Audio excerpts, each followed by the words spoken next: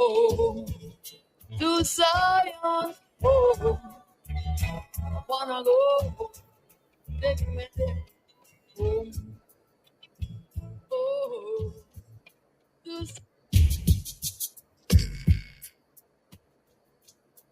Roots Connections on Q, 8 p.m. to 10 p.m. every other Wednesday on Q95, the big station.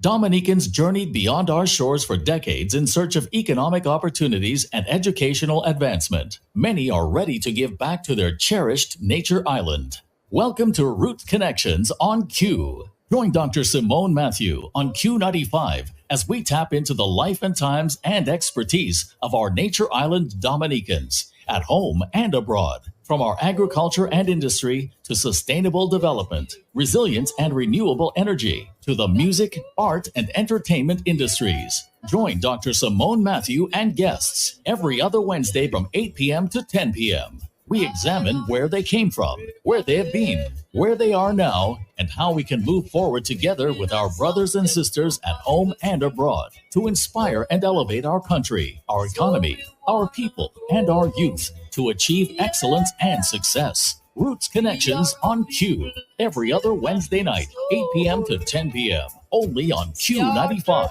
the big station. Jacob is calling his children. Dominica, the Caribbean region, and the rest of the world, good evening to you. It is always wonderful to be in your company for another episode of Roots Connections on Q, right here on Q95, the big station.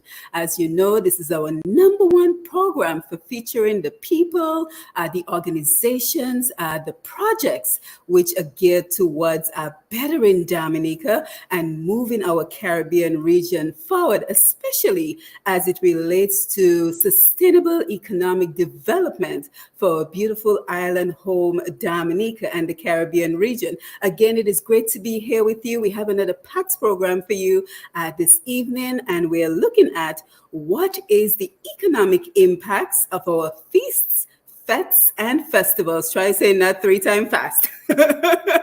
As we look at the changing landscape of financial opportunities in Dominica. And we also have a chance for one lucky listener or viewer to win a ticket to the White Sunset charity event on October 23rd. So don't forget, come on in, share the live. As you do, don't forget to click the notification button so you will never miss an episode of our live programs. We are live right now on Facebook and YouTube, on Q95 FM radio on Facebook and YouTube, as well as Push Past 10 on Facebook. We always look forward to your contribution to the discussion today. So today's no exception. We're looking forward to hearing from you as we begin the program. So again, a very warm welcome to Roots Connections. This is episode number 79 for today, October 9th. I'm ahead of the month, you guys. So for today, October 9th, 2024, and I am your host, Simone Matthew. Today, we are very excited to be joined by members of DISA, the Dominica Civil Corps Alumni Association. We have 2 members with us, well, 3, because I'm honored to be a member of DISA. We have Mr. Keith Benjamin, and we have Mrs. Glenda Filbert McIntyre with us. And we are also joined by a man with many talents, many skills, many professions, the premier event manager in Dominica. And what is the name that comes to mind when you hear about premier event managing? And no other than Mr. Simeon Joseph is here with us. And so we are very excited to have this program as we talk about the economic impact of the fat industry in Dominica. But before we do, I'm taking a quick glance at the television right now because we all know that Hurricane Milton is barreling towards Florida. So we have to keep our Dominican brothers and sisters and everyone who is in the path of Milton in our prayers today. We hope that this storm will pass quickly and it will not severely impact those in the path of this monstrous storm. So let us go ahead and welcome our guests to the program as we ask them to unmute their mics and give a little bit of an introduction, anything they would like to share at this point with our audience. So Simeon, let's begin with you. Welcome to the program. Hi, okay. Hi, Simon. How are you? Good. Hi, Keith. Hi, Glenda. All I can say, it's a pleasure to be here tonight. Lambi, good night. It's always good to see you, the good old faithful and Stuart. So it's just a pleasure being on the program tonight. I'm looking forward to discussing this very relevant topic and to be in the company of such great people like yourselves. Yes, thank you for being here, Simeon. Glenda, go ahead and introduce yourself. And if you'd like to share a little bit about, your roots connections to Dominica, where you're from, and a little bit of your profession as well, while I go ahead and share the links to everyone who's waiting for me to share the links. Okay, Glenda? wonderful. Hi, Simone. Thank you so much for having me. I'm here representing the Dominica Civical Alumni Association. I believe I have a very rich upbringing. And when I say rich, I'm not talking financially, but just in the depth of family, the richness of family and community that is so typical of a lot of our communities in Dominica and our upbringing back then. So I was born in La Plaine, and at the age of about 3 or 4, I believe, we moved to the family moved to Roseau area. Actually lived on Cornwall Street in Newtown for some time, went to convent prep for a little bit. And then a few years later, moved back to La Plaine and finished my primary studies there. And then the family moved again back to Goodwill this time. And I spent the last years of my life and high school, convent high school, went to Civical, and then migrated to the US. So when I talk about a rich upbringing, it was enriching by my life in La Plaine with my family, country life, which is through my bones. I love so much. And balanced with that is my upbringing in Roseau. So, I just a combination of two separate lives back then. I'm sure the lines have blurred now, but back then the lines were more obvious in the different lives. So that's my background upbringing. That's my background as far as Dominicans through the bone. I studied economics at up to the graduate level, and I work here in Atlanta with an organization dealing with regulatory compliance and not the fun, most people say, ew. I know back days in my Civical days, most people did not like econ classes, but again, I enjoy it, and that's what I do as a career. Yes, thank you, Glenda. And Keith, last but certainly not least. Hi, Simon. Thank you very much for having me. It's very exciting to be here. And hi to Simeon and Glenda as well. Well, unlike Glenda, I'm a Jawozo. Right? Middle of Roseau, Independence Street. I was born to. My father was a police officer. Well, he served first the West Indies Regiment, and then became a police officer. I didn't know him as a police officer, but he was nonetheless, and carried the traits throughout the life in my mind. And my mom was a teacher. She was an educator throughout her entire life. So I was basically raised by a police officer and a teacher. So discipline was right there every day, kind of thing. So I went to primary schools in Roseau Boys School. I went to Newtown School. My mom dragged me up to Girardel School, where I did common entrance, went to SMA. From SMA, Hurricane David chased me over to Antigua, so I actually finished secondary school in Antigua. And then came back to Civical. And then I jumped into cable wireless as a trainee engineer. That's where I would spend the next 25 years about in the first stint.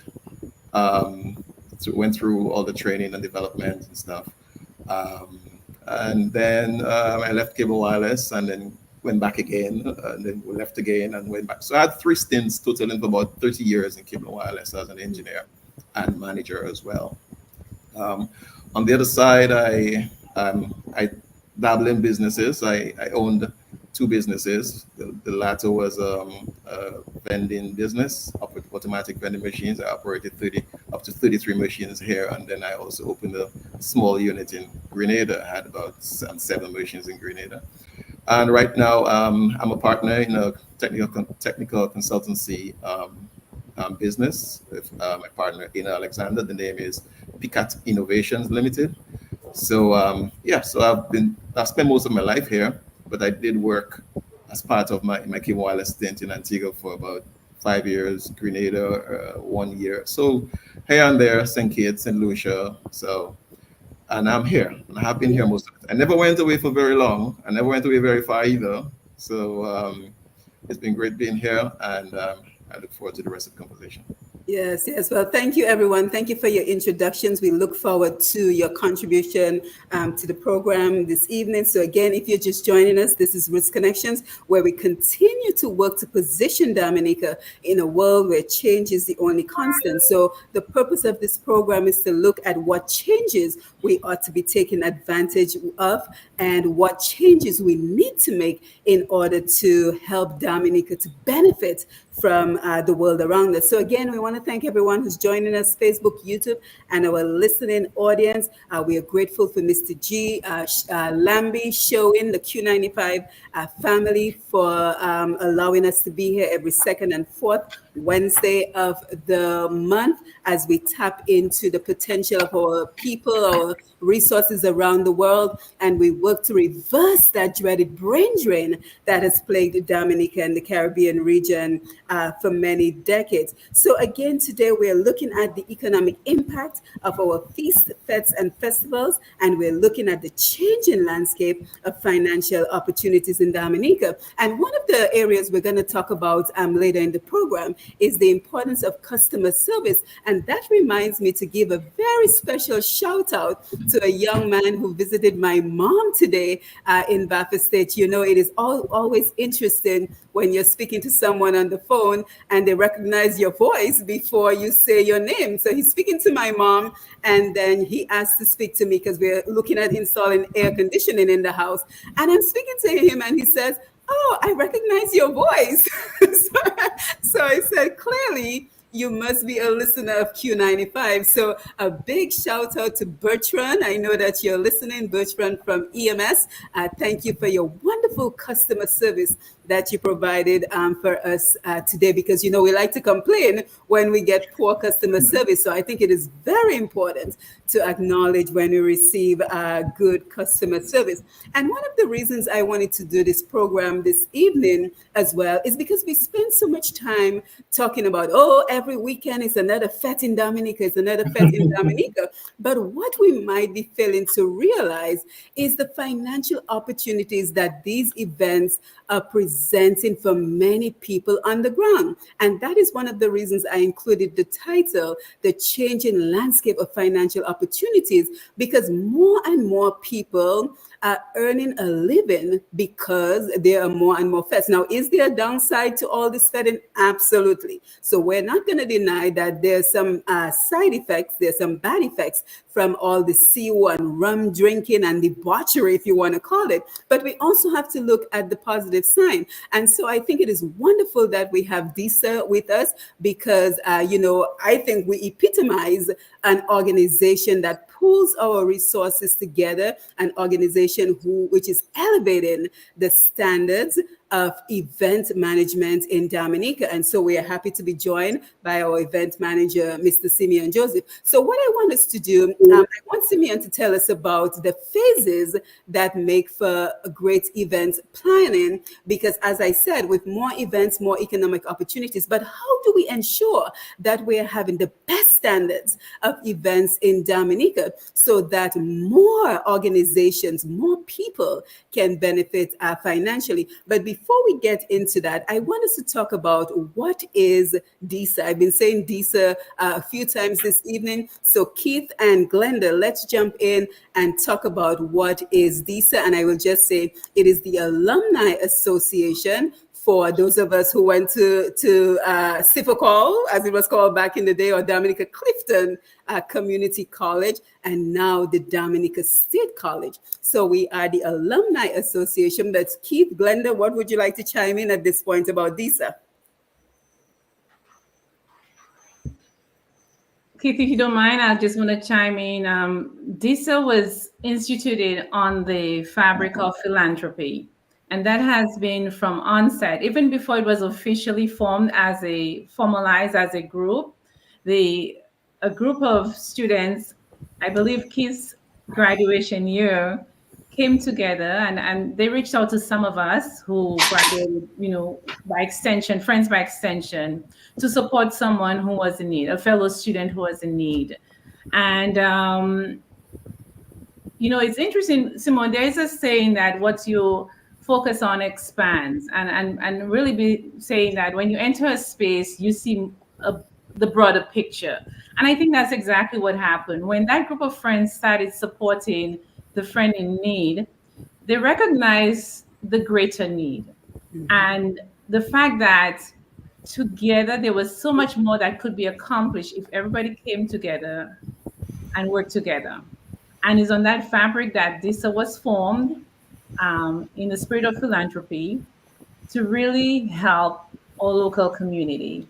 And the beautiful thing about DISA is we consist of fellow Dominicans locally at home and those in the diaspora, not just in membership, but as well in leadership. Keith being one of those on the board of directors, and many others, both at home and here overseas. So it's a really, really, sometimes you can think of this as, where the river meets the ocean. That's the best place to go for sea bass, the best part of it. So this is really a combination of where the river meets the ocean. There is a phrase they call temporal focus difference. And some of you may be familiar with that, where they say that in the Caribbean, where we focus on the present and enjoy the present. And in certain other cultures, we are future facing. We look to the future. So DISA epitomizes those of us who are at home, the beautiful part of focusing on the present, and those of us who are maybe immersed in other advanced communities, culturally different communities, I hate to use the word advanced, future focusing. So we're the combination of that, and we make a fantastic alumni association. Yes, right. I would agree as well. If I may just add here, the executive is made up of the president, Wayne Lightbird, the first vice president, Dr. Jennifer Lightbird. I am yours truly, the second vice president. The secretary is Dr. Valda Henry, treasurer, Eddie Bruno, Nicholas Bruno, and we have two other directors, Paul Phillip of Oyo Construction and Irvin Dura. So if you know the names, about half are actually out in the diaspora. So just underscoring Glenda's points about the mix, really. Yes, so based on the information, we can say Dominica Sifakol Alumni Association is an association built on the foundation of harnessing the collective expertise, resources, and passion of the alumni network in Dominica and across the world to contribute to the socioeconomic and educational landscape of Dominica and the Caribbean region by extension. Simeon, would you like to chime in based on your experience with DISA? Anything you would like to contribute at this point?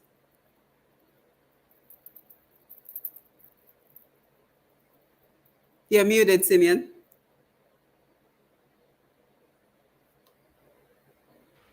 Before I begin, I want to say that I feel very, proud to be in the company of Keith and Glenda tonight, because honest to God, Simon, I think they were very coy in talking about themselves.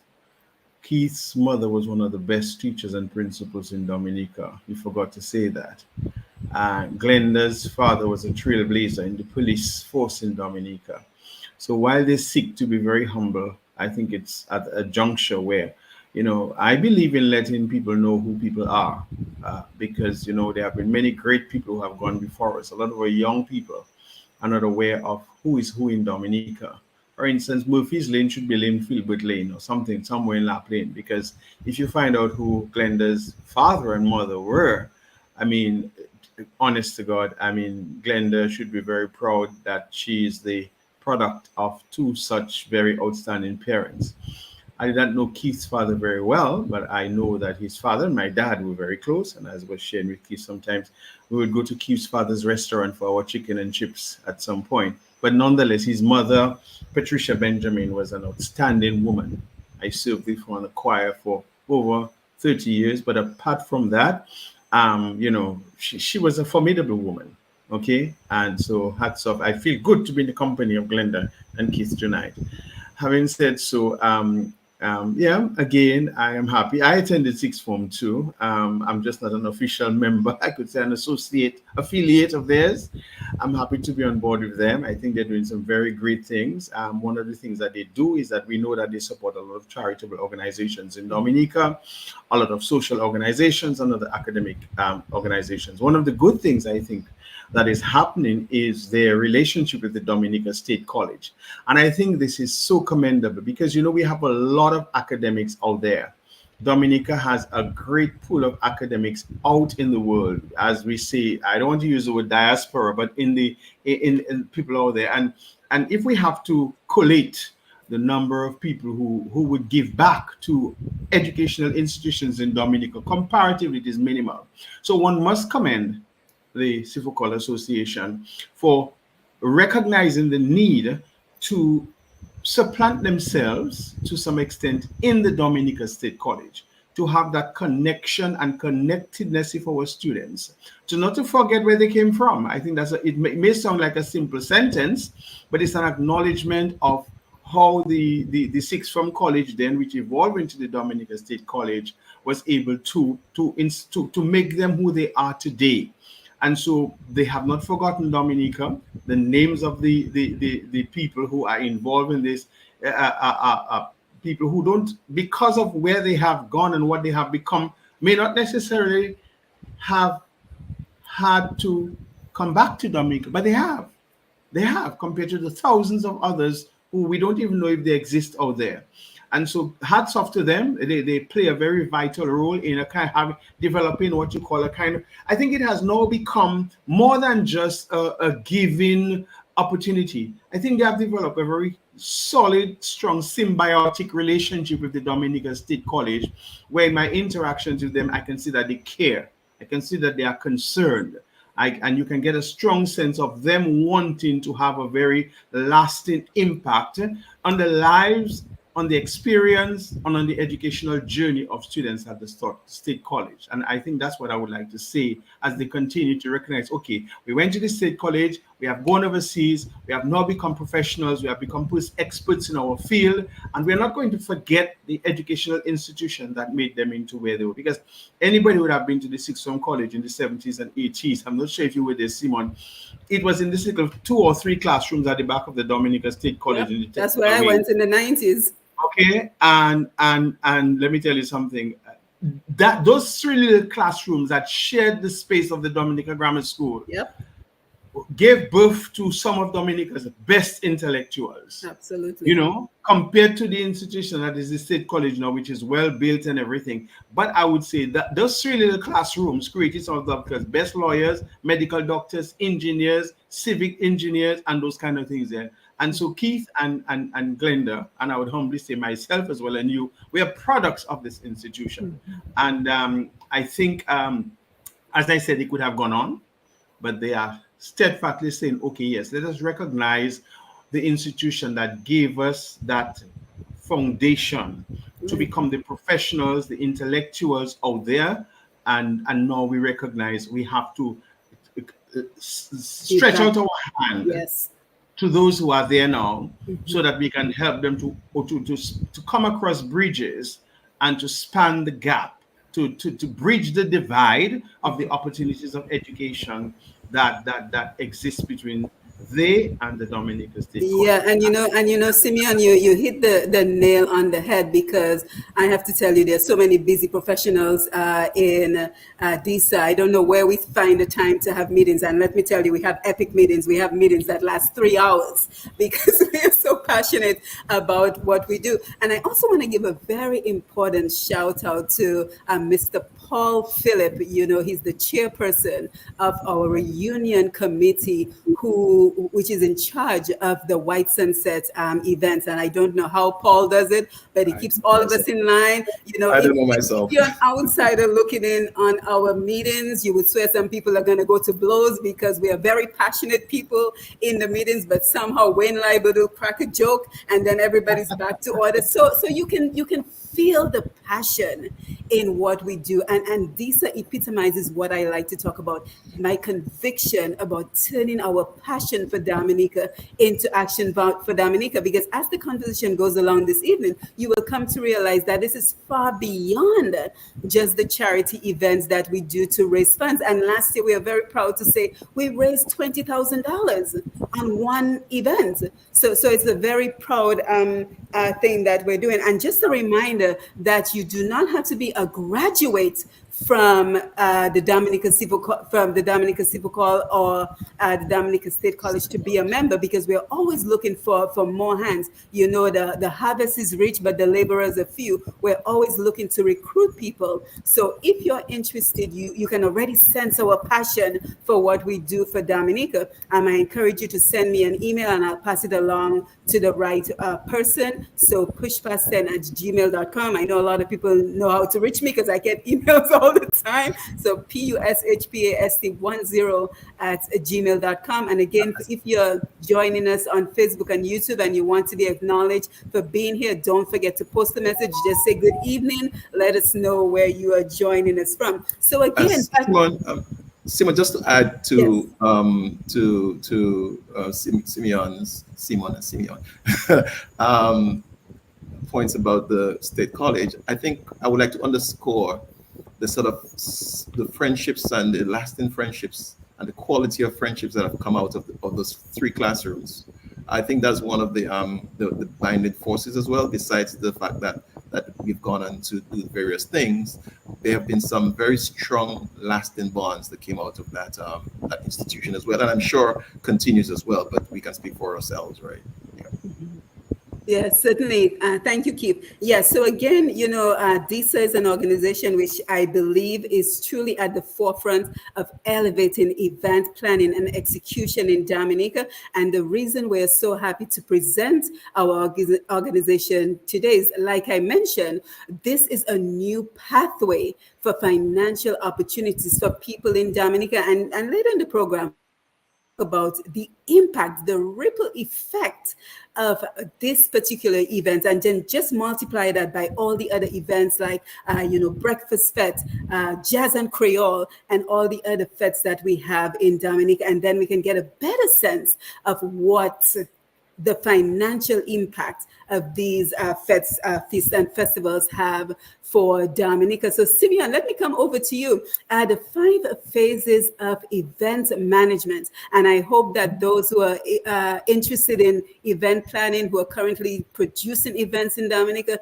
you will need to take notes, or you will need to click on the replay, or even better, hire Simeon Joseph to be your event manager, because he's the best in the business. So yes, Simeon, let's take it away. Well, the question is, what are the phases in event management, right? Okay, so in event management first and foremost is both a science and an art. That's the first thing we have to know.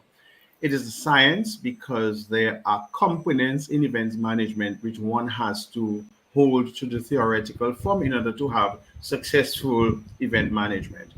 And then you also have the art, where you actually get involved in the third and fourth phase of events management. So how do you bring that together in events management? Event management is the process whereby you come together to plan and execute an event. So how do you create an event? The first phase of event management is the research phase, okay? And in order for you to have a successful event, that is where you sit together you meet face to face.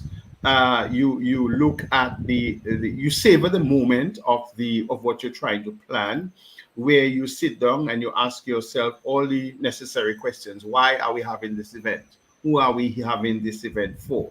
How are we going to have this event? And so, in the process of the research phase of events, you basically would need to answer all the whys and uncover the vision beyond the papers that you want to do, that you want to look. So then you have to look at your objectives, your desires, and your vision. And that's the first phase, and that is the most important phase of event planning. Sometimes people tend to go into the next phase before they go into the research phase. But in order for you to have a very successful event, you have to spend a lot of time on envisioning your event, asking all the practical questions that would be necessary for the event, making sure that you meet all the objectives, that you outline all the objectives of having your event before you go into anything else, as well as trying to outline all the desires that you would like in the event. And that can be very numerous. Desires will have to do with taste, look, feel, ambience, environment, all of those kind of things there. And then the vision, which means when the event is staged, how would you like it to look? So that is the most extensive phase of planning an event. I'll give a simple example. For instance, when I do wedding planning, for instance, the last thing I discuss with the couple is the color and everything. I do a lot of sitting on when did you all meet? How did you all meet? What are the places you enjoy? What are the foods you enjoy? What music you enjoy? What type of wedding you wish to have? Tell me something about yourself. Tell me something about your family. Tell me something about your personalities. And then you are able to be as I sometimes I tell people, for me, going to Pinterest is a sin. Okay, I don't go to Pinterest. Don't ever come to me and tell me you saw this on Pinterest. Absolutely not. Because every experience is unique. Every wedding is unique. And so when you meet with a client, you would like to sit down. And that is just one example of a research phase of the event. The second phase of event management is what you call the design phase. Because once you would have sat down and you would have looked at all the practicalities of why you have in the event, the objectives, the desires, and the vision of the event, you would now want to go into the second phase of event management. So let us look at it. We have to distinguish between event planning and event management, right? An event planner is not an event manager. An event planning is one aspect of event management, okay? So when we're talking about the research and the design phase of event management, that is where the planner comes in. So what you are doing in the design phase of events management, you are now mindstorming as to what are the possible concepts and flow of the event.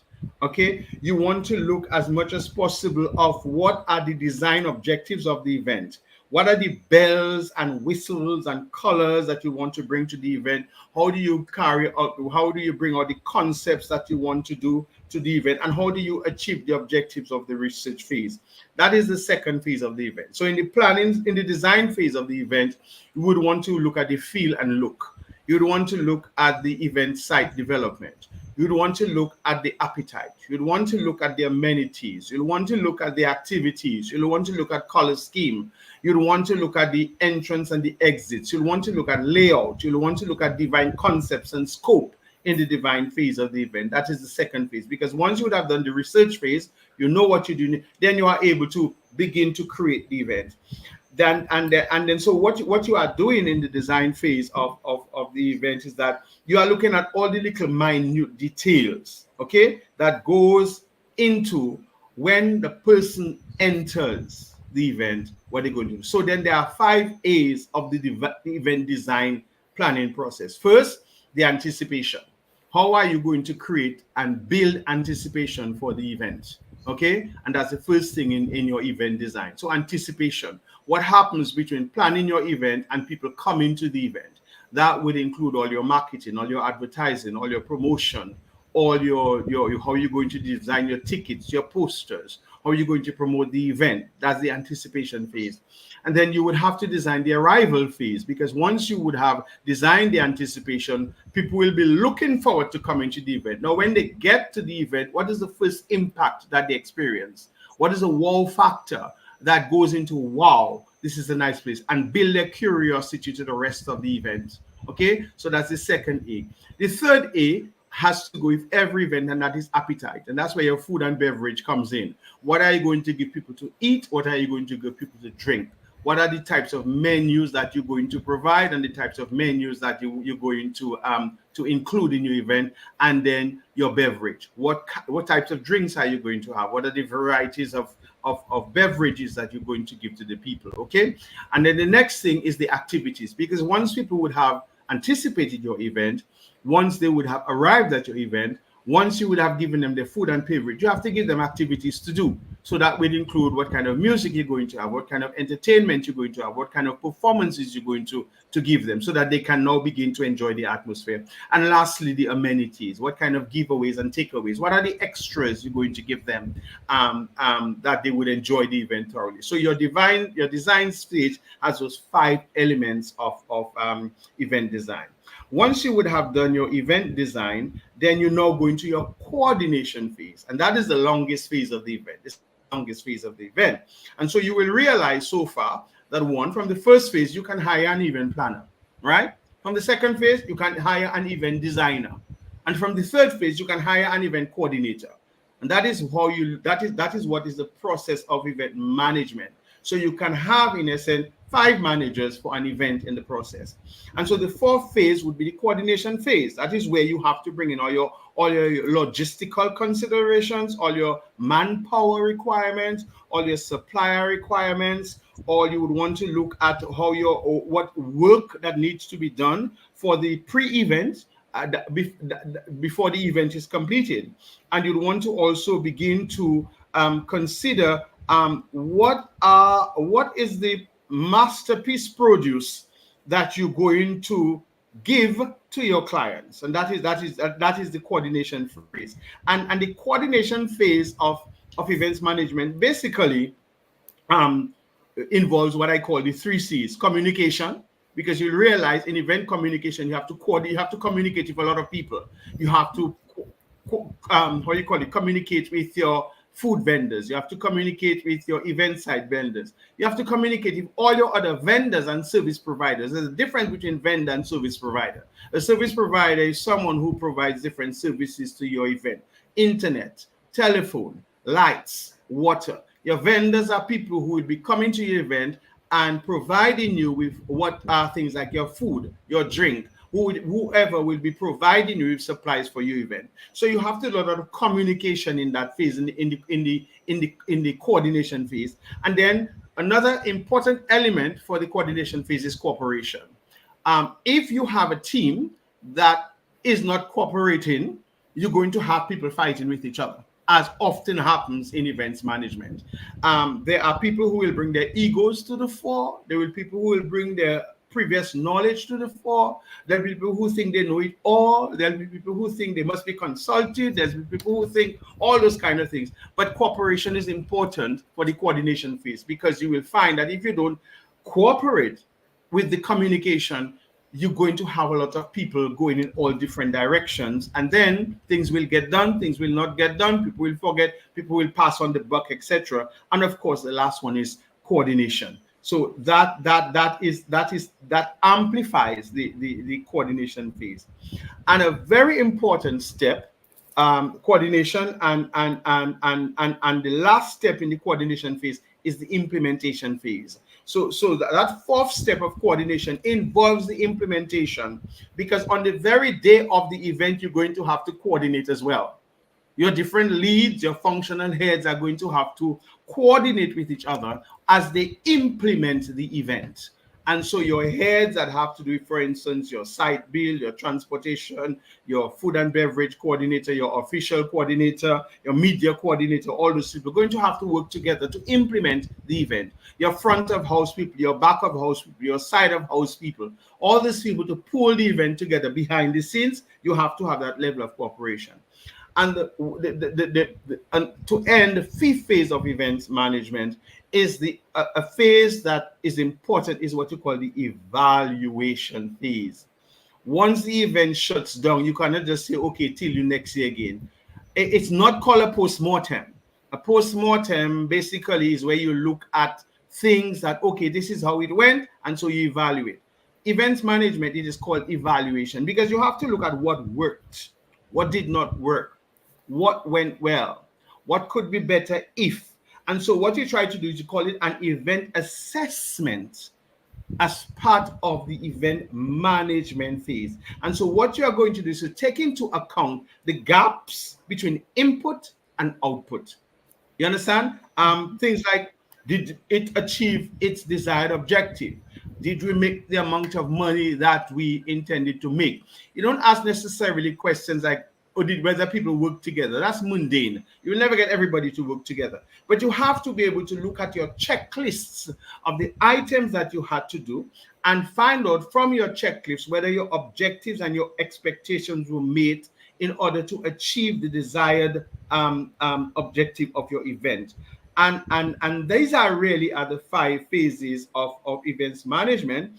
And that is how people become confident in navigating through events and face the different challenges that they will encounter in events. In other words, you have to be able to deliver the event that you expected, to manage it to where it deserves to be in the pantheon of success. So these are the 5 stages, and that's why event management is seen both as a science, because I explained the science to you, but the art is really in how do you plan, design, coordinate, and implement and evaluate your event. And that's really caused by the Yes, Simeon, very brilliantly done. Thank you so much for that. And guys, guess what? I'm sitting down there taking notes tonight, taking notes because I know when Saturday meeting come, I have to go back and say, hey, are we in the design phase, the coordination phase? Have we, thinking about doing evaluation? And I think we have a pretty good handle on the different phases that Simeon mentioned, but just to have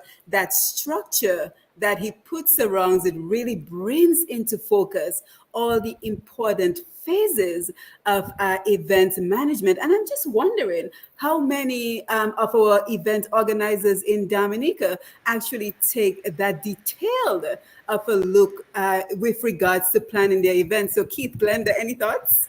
I have thoughts of my own. And back at Simeon, thank you for that amazing acknowledgement. But I have to say the same for you and your family. Simeon's family having a pillar in our community, yes, and very I don't know, nationalistic centric, if there's such a term. And next to the coat of arms, there is Simeon's family. Now, who we're seeing today, you see that passion, Simone? Yes. That passion is not a yesterday thing. Don't tell him I said this, but Simeon Joseph held the best parties when we were young. We would go to other friends' parties and they were short on food. It was just a throw together, whatever. When there was a party on the hill, and we talk about Monbruce. Monbruce, I already bought one of Monbruce. Yes. Sorry for putting your address, your location on Google, but everybody wanted to go to that party because all of us hungry school kids knew there was gonna be food. Not only that, food, drinks, and even cake, and it was hosted. It was Simeon parties were hosted. They were always well done. So the passion we're seeing today is not a yesterday thing. That is something that is in his being. And let me tell you, and that is the reason why he's so successful, as passionate as he is about and he said art and science.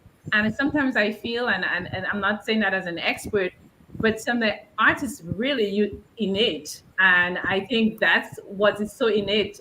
That's the part of his event management that's just cannot be taught. It is in his blood. Absolutely. Keith, yes, thank you, Glenda. Keith, any thoughts? Yes, I mean, what Simeon does through on us here is like we kind of go along kind of thing. But I do know, and to answer your question a bit, I know that the UE does offer, I think, a course or courses in event planning. Yeah, I believe so. Yeah, it's a short course. So I believe with time, I mean, 10 years ago, 15, 20 years ago, there were no event planners around.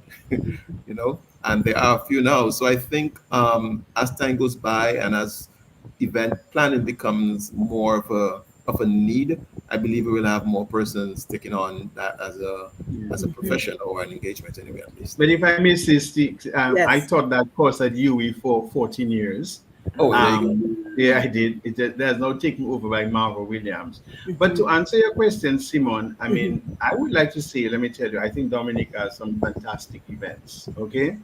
There are people in Dominica who do put on great events. I think, quite frankly, what is necessary to be done by many of these event planners, and sometimes you can see it, is that most of them do it all on their own, you know. So most of our people who own events in Dominica are what you call the head cook and bottle washer. I'll put it that way. And so I'm happy to know that many of them, sometimes, I think 90% of the people who do events in Dominica have never gone to the course at UE, right? Although they are involved in event planning, which to my mind is something that they should think about. Because if you are doing such great events, and many of them are hosting very great events, it's not just about putting on a show and getting money. Okay, there is more to it than that. And that is why sometimes, many times after events in Dominica, you hear of all sorts of, liquor things. Granted, I will tell you quite frankly, many of them would come to me and ask for suggestions or ideas or how things should be structured, etc. For instance, when you think about things about functional areas for events, you will find sometimes that people do events and they have a brother, sister, or cousin as part of their team. Okay, but as to whether or not they have functional leads, people who know exactly what they are doing. How do you coordinate food and beverage? How do you do stage management and production? How do you do site development? How do you implement, for instance, a run sheet for an event? There are many events in Dominica that don't have a run sheet. Okay, and you have, sometimes you don't even have stage managers or show producers who direct the stage managers to ensure that you have a tight show. You understand? So as I'm saying, I mean, just to answer your question, I'm aware of that, and I think if our event managers or event practitioners in Dominica would be able to say, well, okay, let us try to get an understanding of events management, for instance, because some people will only do the design before the planning phase, and then they realize they don't have money. Many events in Dominica, people actually look to fund the events after they have begun implementing and coordinating the event. No, your budget's supposed to be part of your first phase of your research phase, because once you've decided why you're having the event, you then have to put a budget, and then you can go and get sponsors. Then you can decide what is the price of the ticket. There are many event people in Dominica who plan events and put a price to it without first determining what is going to be the overall cost of the event. And so your ticket price has to be influenced by your overall budget cost for the event. And then you hear at the end, okay, we didn't make money, we had a loss, we just break even. And so you, if for instance, before people plan events, they say, okay, let us sit down and do some good research, which would include our budget and all our personnel and our costing and all those kind of things there, all right, all our commitments. And then they will look at the design, because when you come to the design phase, you're going to realize again that is where the money is going to come in, because that is where the bulk of your money is going to have to do to stage the event. And then so you will see if many of them would try to access the proper process of events management and try to put in place good committees where you have functional people who are knowledgeable of what they are doing, then they will have good events. And I think for many of the words you hear on the street after of what happens at the summit is simply because people just go ahead, they plan events, they bring in their brother, their sister, their neighbor, a good friend to help them to stage the event. And afterwards, you have all the spin offs of negativity of this, and people lose friends, people fall apart, and all. And that happens a lot in Dominica, unfortunately. Yeah, Yeah. and I'm happy. I'm happy you brought that up, Simeon. And I'm Thank you, everyone who posting comments. Guys, don't forget we have a ticket giveaway this evening, so you want to stay locked in until the end of the program, and you can already start posting your comments. You know, I should probably give the ticket to the person who posts the most comments on the live tonight, but we won't do that. We actually have requested, but Yeah.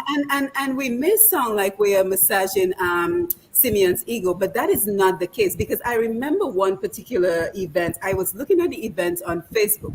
I was looking at the decor. I was looking at the ambience. I was looking at the flowers, the plate arrangements, even the music, how the music transitioned. And I said to myself, I bet you that's a Simeon Joseph production. And it was. So what we are talking about tonight is how can we elevate the standard of event management in Dominica? How can we do a better job so that we can reap even more financial benefits from these events? Because as the title of our program says, there is now a changing landscape. People are depending on these events so much more for their financial benefit. But Simeon also raised a very important point that I wanted to bring up with you, Keith and Glenda, and the point of egos. I do not want that to be overlooked, because I think one of the downfall of many of our events is that there's so many egos that get in the way. It has to be my way or the highway. So kind of let us talk about the lack of egos in this, because I mean, we have people who are chief executive officers, we have medical doctors, we have such high level professions who are accustomed to giving orders and not receiving any, subordinates trying to interject. But yet, I don't think we have that issue in DISA. What are your thoughts on how egos get in the way? I'll have Kate Go ahead, Glenda. Go ahead. Okay. Agreed. We are a group of diverse experiences and levels and professions, as you know, and I truly believe iron sharpens iron. Yep. And the entire, I'm not a chemist or whatever they call that term, of engineer, but when iron sharpening iron, there will be sparks, but I think it's very healthy. We have very strong opinions, and one of the reasons I think DISA is such a successful organization and doing so well, because we are so vested in the organization doing so well that everything comes to question and things are debated, and at the end of the day decisions are made and we move the train along. And before I go too far in that conversation, it almost seems to me that this is an opportunity, and we do that with each other. It's a sort of mentorship that Simeon is hinting on that's needed, and that's a big part of who we are as DISA. So if we're mentoring others, we have to represent what we're teaching, right? It sounds to me that there's a need for business planning, because if there's business planning, I love the ideas of numbers. Of course, I work in numbers, and there are no egos with numbers. If there's business planning, it is on paper, the objectives are there, and in our meetings, we see the agendas all the time. The chairman and his staff, they do an amazing job listing the agenda, listing the numbers, listing what needs to be accomplished, listing what has to be accomplished. So leaves little room for egos. And I think in Simeon's case, that's maybe something DISA may look to an area of mentorship. Who knows? That may come across our desk in terms of business planning, and that's applicable to not just the event planning space, even medical professions. A lot of them go to do business degrees because they may be great doctors, but it doesn't mean that they know how to run a business profitable, as Simeon was hinting. And so we have a little piece of everybody with experience in our organization that can fit, serve a purpose. Like, those who are CEO of an organization, there's there are all different experiences that come to the table when we're planning and we're hosting our events and we're making decisions regarding our events. And I think that's tremendous benefits. Yeah, and it almost feels like there's an unwritten rule with our organization where you check your ego at the door, because so many times people can get offended over such minute comments. Somebody might say something and somebody takes it the wrong way, and then you have a big explosion. But I think we've come to learn each other's personality. I've been with Disa for 3 years now. We've come to learn each other's personality. So we know, Jennifer's going to get on my case, but we know when Jennifer Lightburn, Dr. Jennifer Lightburn starts, we know, you just let her say what she's going to say, and then Paul will calmly say, but Jennifer, we addressed that already, because Paul is so monotone, right? Anyway, I'm going to get some blows for these comments. But any thoughts? Yeah, but I think what helps though is a pause, right? A pause to recognize that we are not all cut from the same cookie cutter, and recognize that we are mature individuals as well, and we all have the same intent, really. And I think that helps as well to get us on track. But I just wanted to add though, with Simeon's comments previously, what we've done with White Sunset is the first year we did this on our own, right? And given the outcome and the feedback we had, the second year we decided to engage an event planner, and it was a better year. And this is our third year. We decided to engage Simeon as our event planner, and it's been going great so far. We expect that it's really going to be up a few notches, and we look forward to it. We believe it's going to be a very successful event. Of course, once you and I bring our friends and family, and bring your friends and family, yes, it'll be a very successful event. Oh yes, I have to agree. Can I say something? May I say something? Go ahead. Right. Just as there's the process of event management, there is also the structure for effective events management. Because you see, events management is a form of project management. Okay. And when you're doing an event, you're actually embarking upon a project. And just as you would have on every project that you build, you will want to have your different professionals. For instance, if you are building a house, you'd want to have your foreman, you'd want to have your contractor, you'd want to have your electrician and your plumber, etc. Same thing for events. If you own a project, that doesn't necessarily mean you have to manage the project. Okay? Because there is something called the structure of events management. And that is where you get your functional heads from. So for instance, you will have to have somebody for site management and site build and management. And so the mistake that many people do when they plan events is that they say the president, the vice president, the secretary, the treasurer, and the chairman will undertake responsibilities. Once you start an event, you have to dispense of your executive. Okay? Maybe they can assume new responsibilities, but the president cannot be the person dealing with the officials, or the secretary cannot be the person dealing with transportation. No, you have to watch, first of all, your site manager, your food and beverage manager, your transportation coordinator, your media liaison person, your officials coordinator, if you understand what I'm saying, right? You have to have your performers and entertainers coordinator. So when you are planning your event, you will now have people responsible with the delegated tasks. If you have the delegated tasks, you will not have egos coming in. Because when egos will come in, when you have an event team of people without functional responsibilities. And so you'll have everybody butting in and throwing in over there. Then you ask yourself, but who is the site manager? Who is the transport coordinator? Who is the entertainment coordinator? Who's the food and beverage coordinator? So in line with the process of event management, you also must put in place, once you are doing an event, your event management team made up of your respective functional heads who will undertake the various responsibilities that come under that functional area. So for instance, you have your transportation coordinator, the person takes care of all the transportation needs. You have your site build coordinator, that person takes care of the entire site development. You have your media liaison person, that person does all the media, the promotion, the marketing, etc. You have your food and beverage, and that's what it is. It could be members of your executive. And so, for instance, when you look at people like the Calypso Association, the Queen Show, and those they don't have those things. And so, for instance, you have the Calypso Association executive doing everything. But it doesn't hurt for them to assume the responsibilities of your event management team, because it's just like a project management. And not because you own an event, you necessarily have to manage the event. a case might be, okay, fine, I want to build a house. I own the house. I've taken the loan, but I know nothing about building a house. And so I should not be the one to decide how the walls are going to go up, how the iron is going to be bent, and how the cement is going to be mixed. So owning an event doesn't necessarily mean you have to manage an event. And very often you find egos coming in where, because people think they own event, they like to manage and direct the process of event management.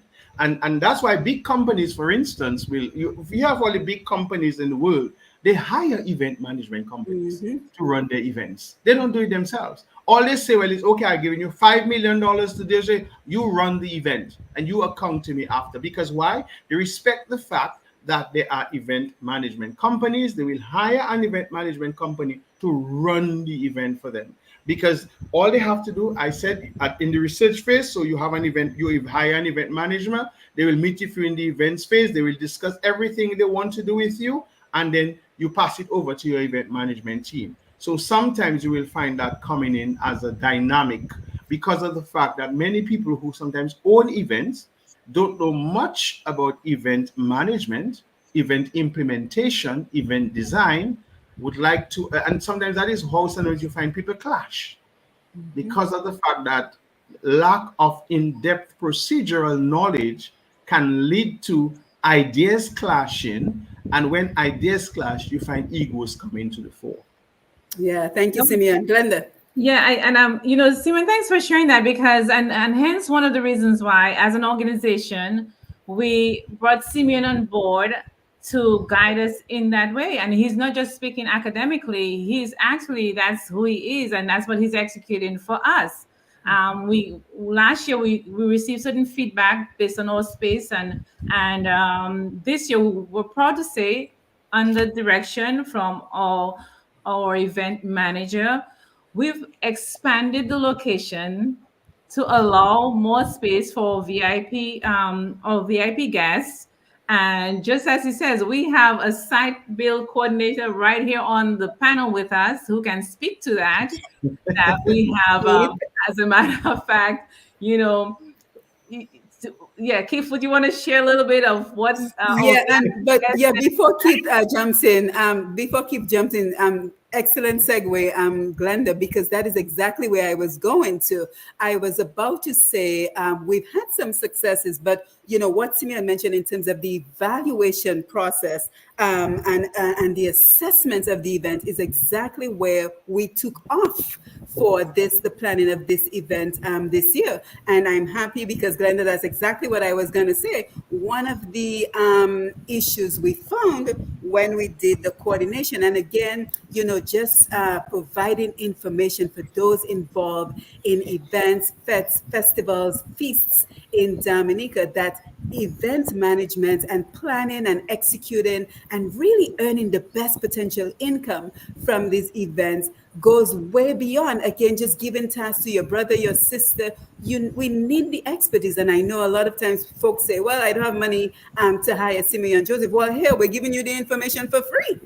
Right? So we're providing you with the information for free so that you can go ahead and use this information. But I'm very happy, Glenda, you mentioned that we increased the space, because one of the concerns we had, which is a good problem to have, is we had so many people coming to the event that we were filled to the max. And that's how we were able to raise $20,000 last year. We were filled to the max. And one of the concerns was that there simply was not enough room. So let us talk about understanding the challenges that have come up and how we're addressing those challenges. So Keith, you can talk about the planning of the space, and then we can also talk about other challenges that come up with event management, and customer service is one we have to talk about as well. So Keith, over to you. Yes. So yes, part of the feedback that we got from the last event was about space, right? And the good attendance we had in our VIP category was the cause, you might say, and like you said, it's a good product to have. So this year, we've done some very interesting things. I mean, I don't want to give it away, but we've let's put it out. We've expanded. We've doubled our ocean our ocean deck area, right? So there was one space within the building that accommodated seated VIP. We've doubled that in a magical way, and you have to come to not just to see it but to experience it. We've also extended into the garden area was always there, but was never really utilized. But this year we've actually incorporated the garden area into the VIP. So we have a garden area, we have a pool deck area, and we have an extended ocean view area, ocean deck area. And also for the general admittance, we're using more of the green space as well. So we are, you could say that we are doubling on the use of the site for the comfort of our guests. And bearing in mind that the whole event is not just an event. It's a whole experience. We're trying to bring in, um, you know, Creole fundraising. It's just about our social responsibility at the end of the day.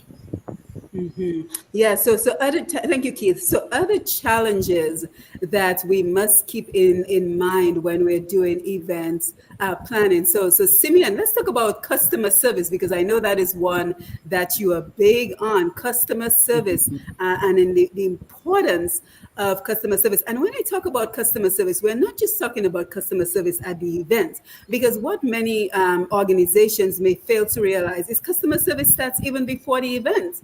Because if, for example, you're promoting your events on Facebook, you should expect people to contact you via Facebook with questions. And even this morning, we had someone reach out who had a question in terms of, I think he bought VIP tickets and he wanted to know exactly what was included, the importance of timely responses. So if you're coordinating an event, you're managing an event, you have an event coming up, very important to respond to anyone with questions within 24 hours. So I was very, because he sends the message to my messenger on Facebook. So very quickly, I was able to get in touch with the group, got Wayne Leibert's phone number, and he got in touch with the gentleman. So when we are thinking of customer service, we should not just think of customer service at the event, but even customer service before and after your event. So Simeon, customer service.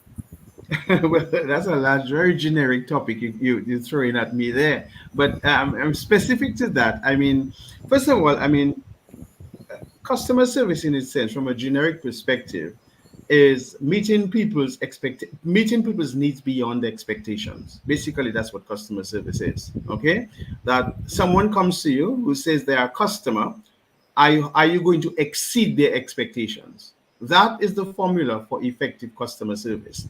And people must leave with a certain measure of delight after you have served them, and satisfaction. Not only satisfaction, because customer service is not just about satisfying the customer. It's about delighting the customer. It is about going the extra mile. It is allowing the customer to leave you having felt that they have come for so much and they have gotten so much. That is at the heart of customer. It's one of the characteristics and the dynamics of customer service, because there are several elements to customer service. Customer service is dynamic. Customer service is perishable, because we have to understand that if you give somebody bad customer service or good customer service, the perishability of it is that once you give it out, you cannot take it back. Okay? Customer service is also homogeneous. You cannot be giving one person a smile and you're not giving another person a smile. You cannot be responding promptly to one person and not responding promptly to another person.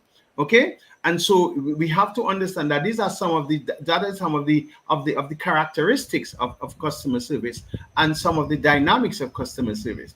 They will tell you in customer service has, in a nutshell, three main phases. Okay, one, how you greet the customer. Two, how you serve the customer. And three, how you thank the customer or tell the customer goodbye. And it's essential, and it's a simple process. So you meet the customer, you greet the customer. How you greet the customer, how you answer the phone, how do you say good morning, how do you say welcome, how do you say nice to see you again.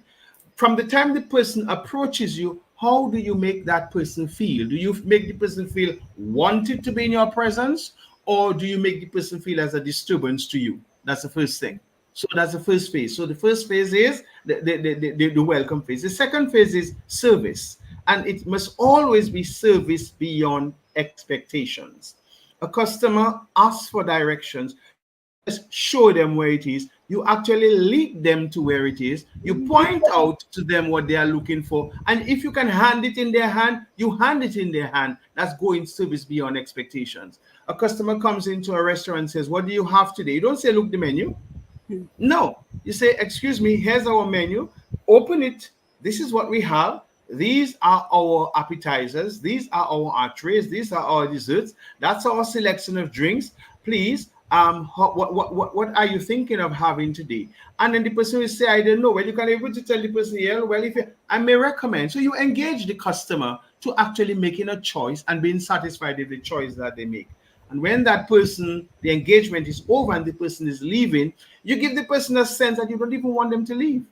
And they don't even want to leave you. So it comes down to those three main phases of customer experience. Now, how do you translate that into an event? Same thing. Somebody pays their money, they dress up, they come to your event. What is the arrival that they experience? Okay, how do they feel? Yesterday, on Tuesday, we did a walkthrough of the event, and I was basically telling Keith and say, I want to know from the gate to the very back of the event how the customer will feel. How is the customer going to enter the event? What are the entrances and exits for the customer? How are we going to line them up?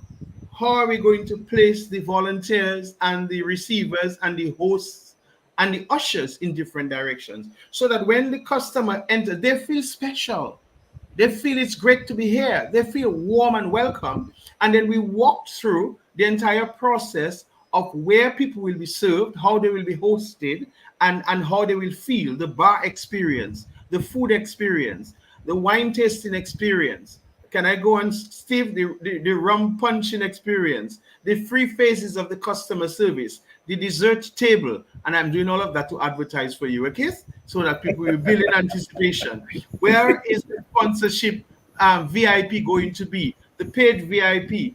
Keith mentioned the expansion of the VIP space to a garden space, to an elevated terrace, and to a seaside terrace, and to a reserved seating. So all of those things, people will begin to feel, well, okay, it's great to be here.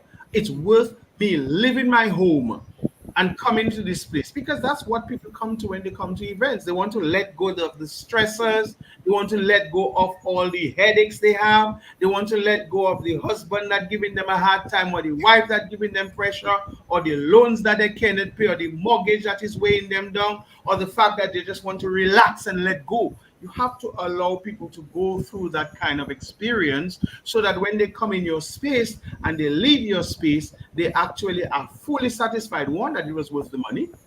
Two, that the experience is something that has been cathartic to me. It's one that has enlivened my spirits and make me feel better. One, the whole environment and the atmosphere and the ambience. So all of those three things are different. The environment, how the place is set up, the decor, right? The atmosphere, the vibes, how I feel, and then the ambience, the look and the feel, the warm spaces, the bright spaces, the colorful spaces, where they can sit, where they can relax, how they can have a line of view of the stage and all those kind of things there. So that's how you integrate customer service into events management. And that is why we'll be training some students, because it's important. One of the things in Dominica I find is that many business people do not train their people in customer service. We complain a lot of times about people giving us bad customer service, but the real culprits, I would dare say on this program, are the employers who just take people off the street and bring them into the place of employment without giving them a basic training in customer service. Hey, some of these people who have come to us, they may be skilled, they may be knowledgeable, but depending on the home that they come from, it is not conducive with the right environment for them to be polite, for them to be courteous, all those kind of things there. So we have to be able to mix the two. When people come into our space, we have an obligation, we have a responsibility. Once we are interfacing with the public on an entertainment level, to allow them the opportunity to interface and to mingle with people who make them feel great and special to come to your event. Yes, and not just that, Simeon, but not only will the person leave satisfied, but we have to keep in mind the best form of advertising is word of mouth. No. So Yep. guess what? Yeah. If this person has had a very good experience, they're going to tell 10 of their Yeah. friends to come to your Exactly. restaurant or come to the White Sunset event. And that is how you continue to grow. But we're having such a wonderful conversation. I don't want to forget for us to open the phone lines to invite people to call. And before we do so, let's just remind everyone that you're listening and watching Roots Connections on Q. And we're talking about what is the economic impact of our feasts, fats, and festivals. So we're looking at the changing landscape of financial opportunities, how more and more people are earning income because of the frequent activities, the frequent feasts and festivals that we have in Dominica. And so, with that, we're also talking about what is necessary to elevate the standards of these events so that we can continue to earn from these events. And we're happy to be joined by two members of DISA, Mrs. Glenda Philip McIntyre, Mr. Keith Benjamin, and Plan Event Manager Extraordinaire, Mr. Simeon Joseph. Thank you for being here. So let me ask the question because we want to make sure somebody gets that ticket. And we're also happy to see Dr. Kevin Laura, one of our DISA members, is on, and he's very heavy into the training for customer service that Simeon mentioned. So yes, we do train the individuals who volunteer from the state college. They are given training so that they can meet our expectations at the event. So the question, listen very carefully, the question, if you want to win the ticket to attend the White Sunset charity, it's White Sunset with a hint of Creole, let me not forget, a charity event on October 23rd of this year, is tell me the year that we went from the Civicol slash Clifton Dupini College Nursing School to the Dominica State College. So what was the year? And I want to thank Miss Trudy Christian from the Dominica State College. She was the one who sent me the answer to my question. So Trudy, thank you very much for your assistance with this. So she says in that dash year, by virtue of DSC Act, the Clifton Dupini Community College, the Teachers Training College, and the nursing school were amalgamated to form Dominica State College. So all you have to tell us to win that ticket is what year did that happen? So you can feel free to call in, or you can feel free to post a message on Facebook or on YouTube, Q95 FM radio, or Push Past 10. So Lambi, let me go over to you. Guys, take a break, get a sip of water while we go over to the studio for the phone numbers. You are listening and or viewing Roots Connection Q. The numbers to contact us are as follow: 449-3095, 449-3096, 449-3097, 616-4257. Those are local numbers. The international number or the overseas number, 305-432-9624. Let me run those one more time. 449-3095-9697, 616-4257. Local numbers. International overseas number, 305-432-9624. Back to you, Simon. Yes, so again, if you would like to attend the White Sunset with a Hint of Creole event on October 23rd, the question that we are asking is, in what year did the Dominica Civicol, Clifton Dupini College, and the Teachers Training College merged into being called the Dominica State College? And we are waiting for the response. If we don't get a response, then I guess we'll keep our ticket and we'll sell it, because this is a charity event. This is a charity event. It's a fit for purpose. And the more funds we raise, the more we are able to give back, because all of the proceeds from the event goes to charity. So let's go over to Facebook and take some comments before we get back to the panel. So let's see here. Who do we have here with us? We have Sandra Norris, and she says, wow, Simeon, you laid it out well with this information. Anyone can plan their party. So thank you for that, Sandra. Liz Thomas. Hey, Liz, my friend, nice to see you. Simeon, we need a book on event planning. Simeon, you listening? 101, you already have content for 5 volumes. Well done. What an interesting panel and discussion. Thank you, Liz. Always nice to see you. Ronald B. Charles, excellent program. Dr. Kevin Laura, nice to see you, my friend. Simeon has just explained the essence of project management, and he goes on to say the education is necessary for a larger body of people to include every undertaking and project. And he also says training is needed in team building. Very true. Cleo Watt, nice to see you. Great program. Thank you. Gerald Vital, someone is very meticulous and thorough in most of the challenges he undertakes and spearheads. And I'm assuming you're referring to Simeon Inclair. Nice to see you. Well said. Oyo Dom, White Sunset 2024 will benefit from Simeon's experience for sure. We cannot agree more. Jared, someone is an individual whom is very, okay, we got that comment already. Thank you, Jared.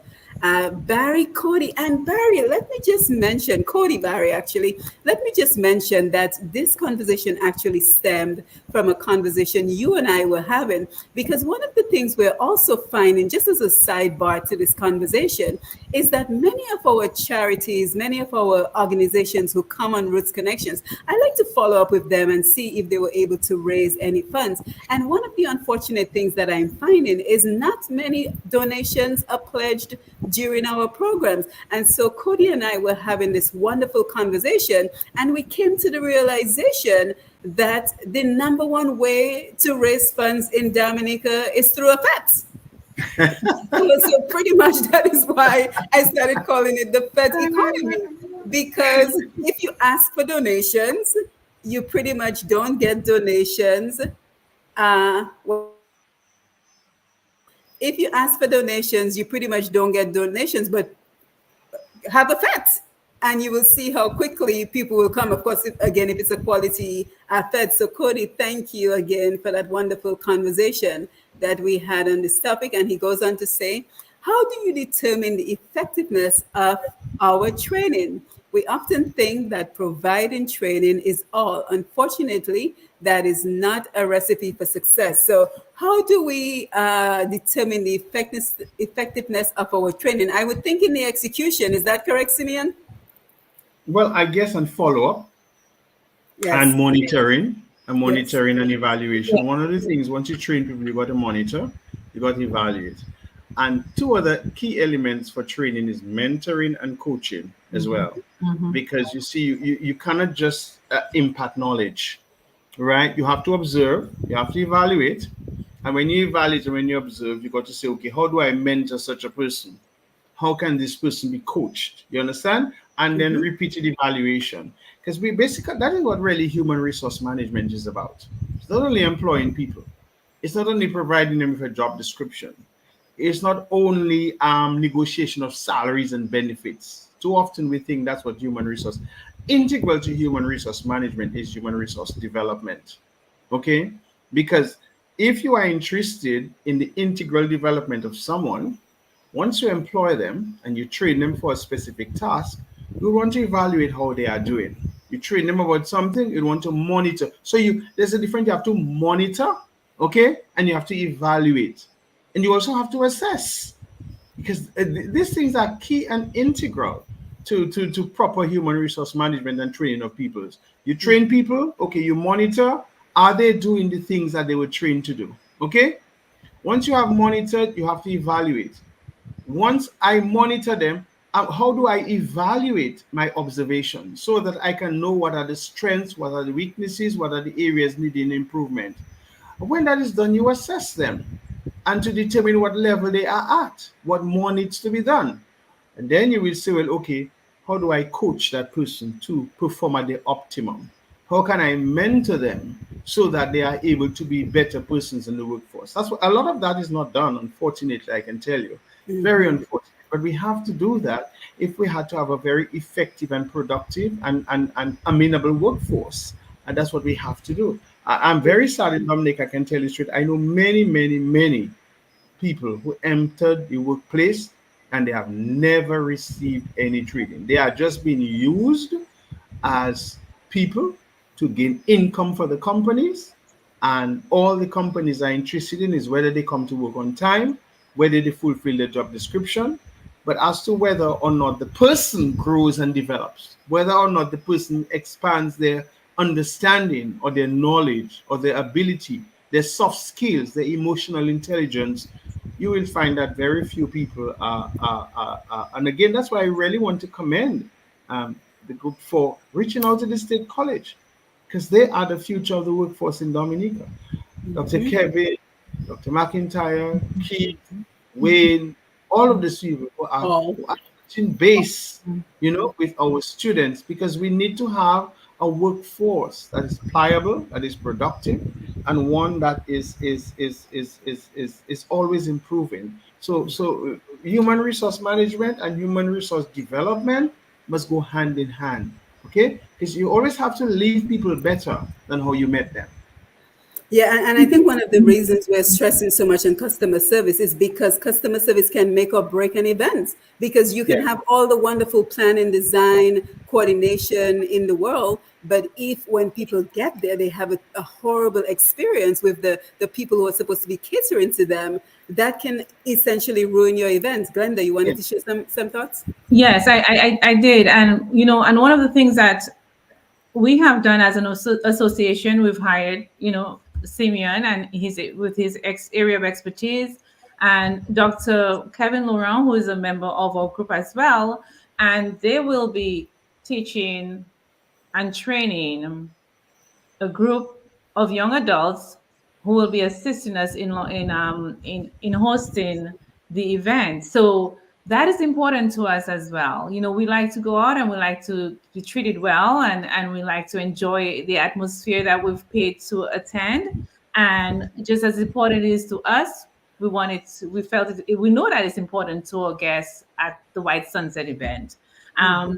The White Sunset event, I'm going to look at my sheet here. It's where elegance meets philanthropy. So the elegant part of it, not only the way we're dressed, only the food that we're served, not only the ambiance, but as important as Simeon is saying, the customer service is an important part of that. And we're addressing that, and we've done that in the past, and we've kind of upped it a bit, and now we have two trainers, Simeon and Dr. Laura. And to Simeon, to your point, here in our midst, Dr. Laura is trained global in global environments to do the very Yeah. thing you're saying.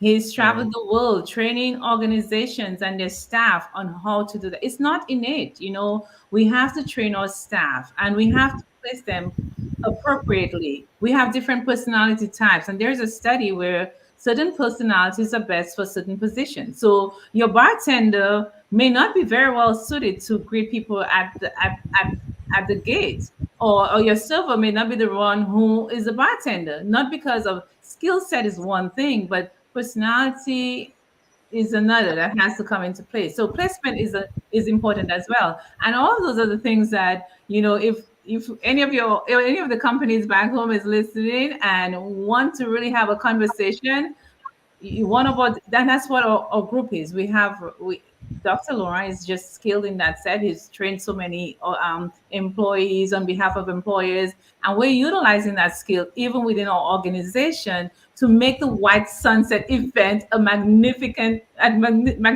event, even more so than it has been in the past. So that people come in or guests come in and they feel the warmth, they feel the ambiance, they're served well, they live the atmosphere is conducive to having a fantastic time, and Yeah. we can be very proud of that. And we're very Yeah, proud. thank Thank you, Glenda. We seem to have lost Keith for Yes, just a Keith, minute, so Miss Keith, hopefully, Keith has dropped yeah, off. he's trying to jump back in. I think his laptop died, and he's trying to use another device to jump back on. So hopefully he'll be with us. But I just wanted to read this out very carefully because I think it kind of gives us a great view of what this event is. So this is going to be our third annual White Sunset with a hint of Creole. It's the number one elegant all-white charity event for Dominica's independence. And we keep saying the number one, but guys, I think we are the only charity event in Dominica. So imagine when I was down there attending the event, I was, of course, trying to work because I'm a member of DISA, trying to enjoy myself. But I can't tell you that the sense of gratitude I felt knowing that we were having such a wonderful time at this event. We had a massive turnout at the event. And I just keep thinking in my mind, wow, all this money that we're raising is going straight to charity. It is going to the Dominica Infirmary. It is going to Youth Quake. It is going back to students at the Dominica State College who are in need of financial assistance. So it really did warm my heart knowing that I was having a fantastic time dancing to the music of Signal Band and the other great musicians who attended, but also that sense of that you're giving back to a worthy cause in Dominica. So here's the overview. White Sunset Charity Fundraiser, where elegance meets philanthropy. Our annual events are designed to bring together communities, corporate executives, young professional government officials, artists, civil society, and tourists in celebration of culture and generosity. While White Sunset is more than just an event. It is a unique cultural experience that combines the rich Creole heritage with a commitment to social impact.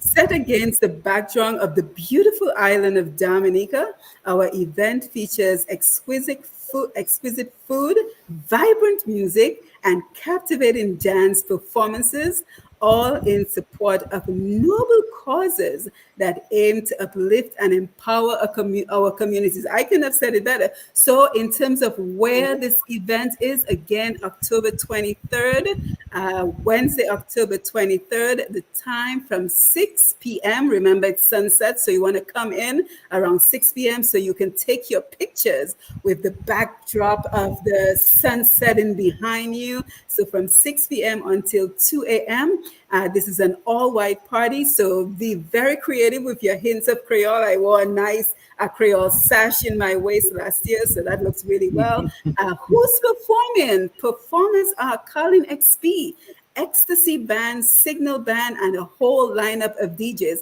And how much are we requesting for your tickets? General admission is only 27 US dollars.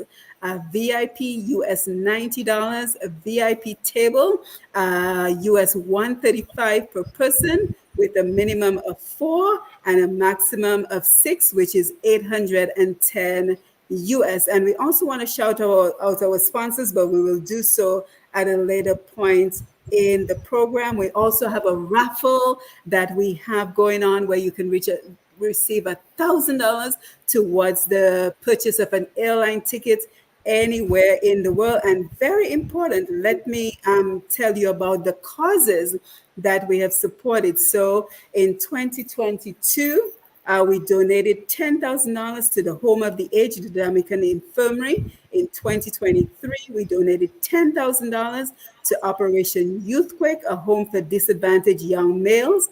We also donated a total of $10,000 to 6 students in financial need at the Dominica State College, with each student receiving $1,666.67 EC. Other not notable causes by DISA, we had a dialysis project.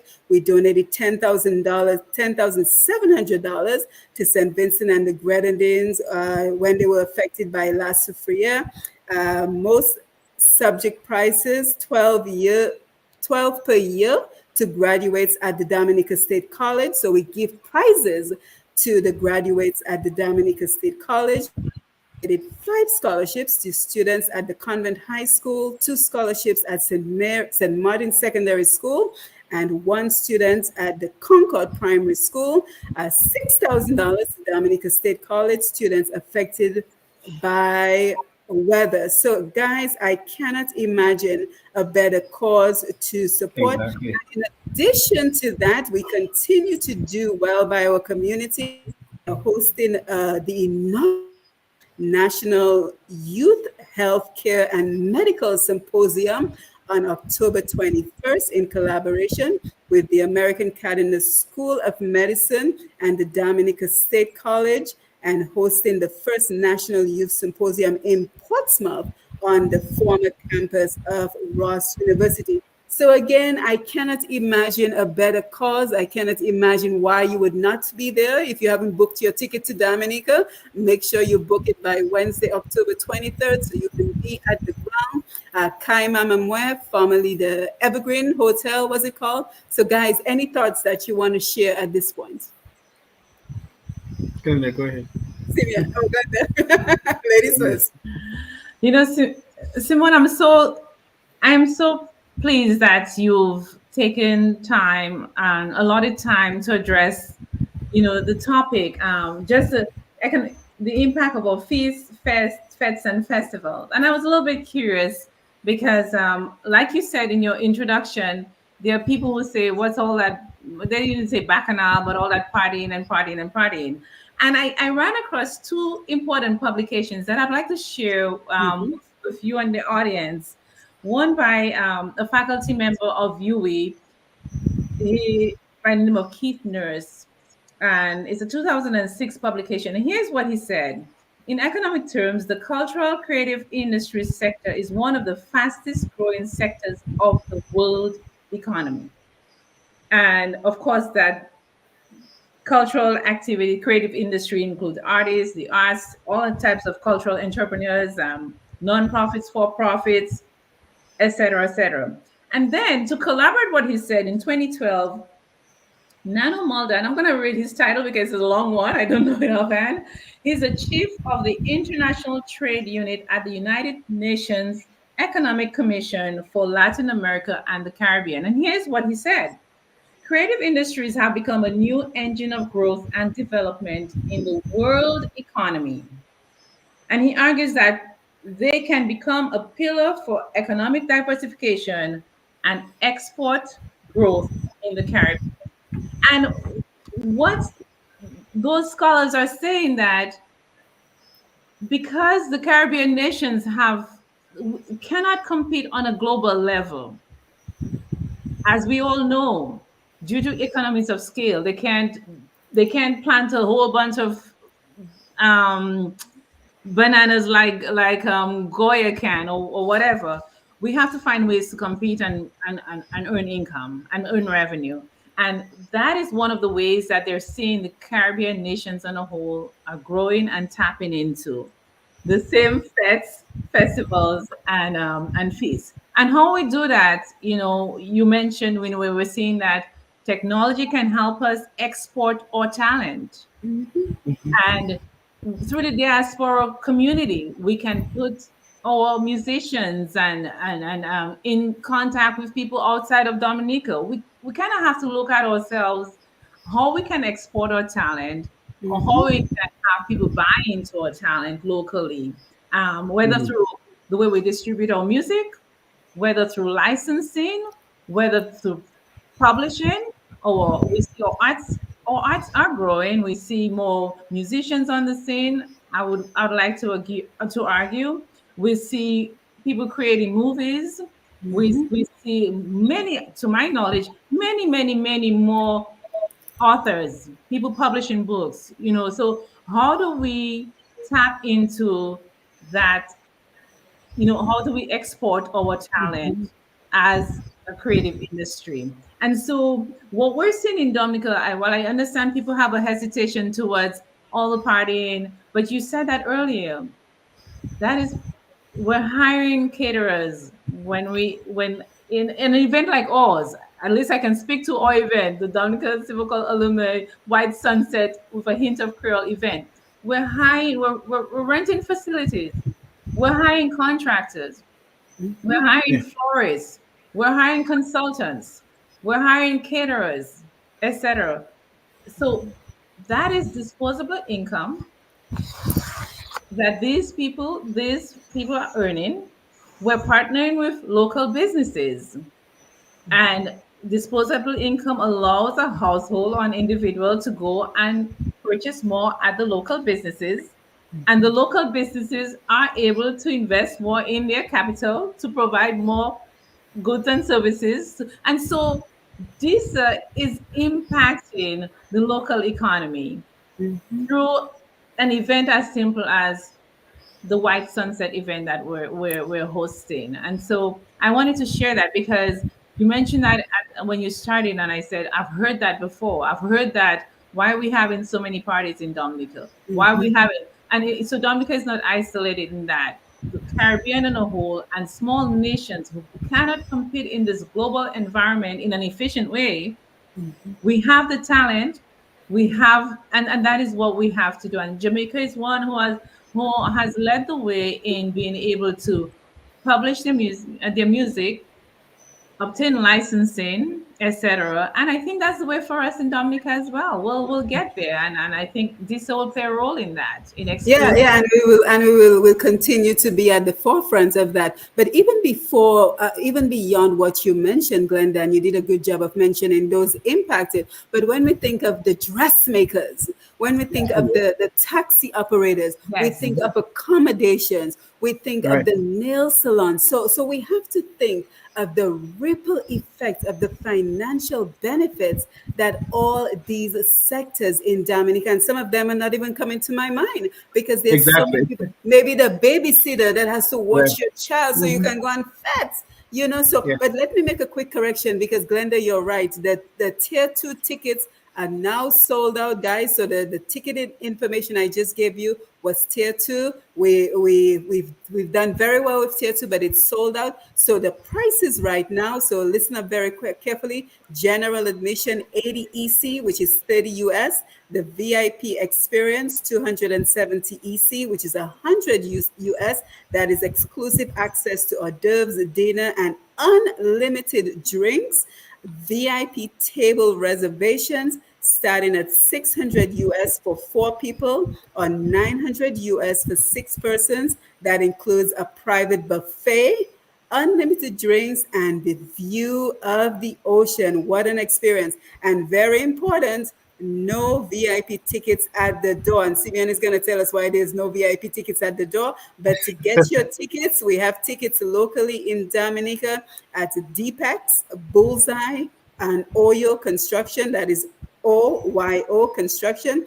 Or you can get your tickets on Eventbrite, White Sunset 2024.eventbrite.com. Again, www.whitesunset2024.eventbrite.com for your tickets. And again, no VIP tickets at the door. Simeon, why would we not offer VIP tickets at the door? Well, for the simple reason that you have to cater adequately for the Yes. people who are attending the VIP. And you don't want a situation whereby you under cater for people after they have paid their money. That is not good for events management. So that is why your VIP tickets must be sold before so that you have, your quantum and your quantums, the number of people, number of food, number of drinks, space, and all those kind of things there. And that is why you have to lock in your VIP reservations well in advance so that you adequately cater to people and nobody is disappointed, nobody feels shortchanged that they have paid a particular amount of money and it has not been delivered. And sometimes people think, well, okay, fine, you're having a VIP. I feel to come at the last minute. But yes, what if you come at the last minute and you're not catered for? Or, for instance, the quantum of food and drink and space and seating and all that kind of thing there does not cater for you. It's not going to be a VIP experience. The VIP experience is not only the product, it is also the services that is offered and the appetite and the drinks and everything. All of that has to be very adequate for the customer. But, let me just say two things, Simon. I'm not sure if people realize this is the only event in Dominica where you know where the money is going to at the end of Exactly. the event. There are many people having events in Dominica charging hundreds of dollars. Where does the money go to? Your Does it go to pocket. people's private pocket? People becoming rich on the backs of Dominicans because they feel, well, okay, that's the fastest way for them to fatten their bank accounts. Yeah, there are many events in Dominica hosted by several individuals. At the end of the day, we don't know how much money they raise. We hear nothing of them giving donations to any institution or a number of people, and so this is really a very valid event. That it's you could say it is one that is transactional in nature. Okay, people come, they pay, and they know, okay, I enjoy myself, but at the end of the day, I'm investing in a particular sector of society, be it an education, be it a needy department, be it an underprivileged or some other place. But so we need to strengthen the argument of what we're speaking tonight, because you know yes, there is the argument that Dominica is a fit, but I'm saying that with a caveat, because we have to be careful. Dominica is really becoming a country of rum and seawater, but I think we need to transition to a land of festivals, because I'm not sure if we understand how much festivals, apart from rum and seawater, because sometimes you have a lot of rum and seawater and the social effects can be very debilitating. You have an increase in alcoholism, you have an increase in drug abuse, you have an increase in people going broke, you have an increase in domestic, you have an increase in those things Violence. if it's just about rum and seawater. But there is a lot of potential in Dominica on many levels for festivals to become, because Dominica has a multiplicity of venues where you can have almost any. You have mountainsides, right? You have ruins, you have the beach, you have riversides, you have a lot of places where you can have a multiplicity of different types of events, and these things can grow because festivals do create a boom in the economy, and I'd like to strengthen that. It creates a substantial economic boom, because how does it do that? When you have festivals, it generates increased consumer spending. Okay, and when you have an increase in consumer spending, it means therefore it has this ripple effect. It also promotes tourism. So we as a country need to move away from just rum and seawater to having festivals that promote tourism, where people come to Dominica for a particular event. It also supports a number of various industries, and festivals brings a lot of happiness to faces. So it also has that psychological cathartic effect on people. All right. Now, festivals boost consumer spending, as was mentioned, in a number of ways, and they act as catalysts for increased consumer spending, because during festivals and seasons and festive seasons, people are inclined to buy new clothes, for instance. They buy new shoes, they buy accessories, they buy gifts, they buy decorations. There's a demand for consumer goods and services, like in restaurants, in rentals, in all those kind of things there. And also it has increased production and sales. People are able to produce more and sell more.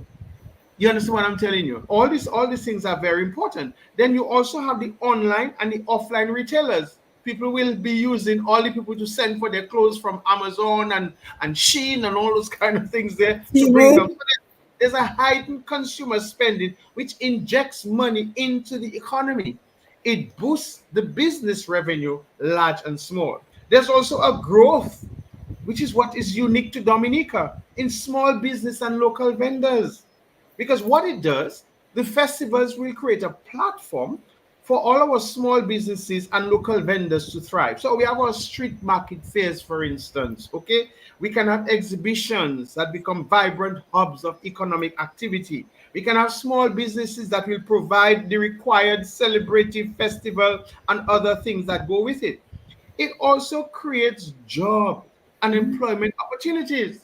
Because what you find happening is that the economic impact of festivals extends beyond direct sales that are generated in festivals. So festivals often require one additional workforce. Sometimes fellas who are sitting on the side of the road and haven't worked for months, you can get them to come to assist in building things.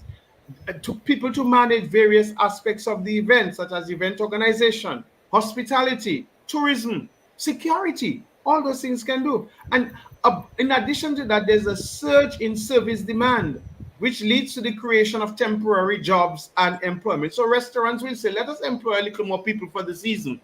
Let us employ a few more barmen for the season. Let's employ a little more waiters for the season.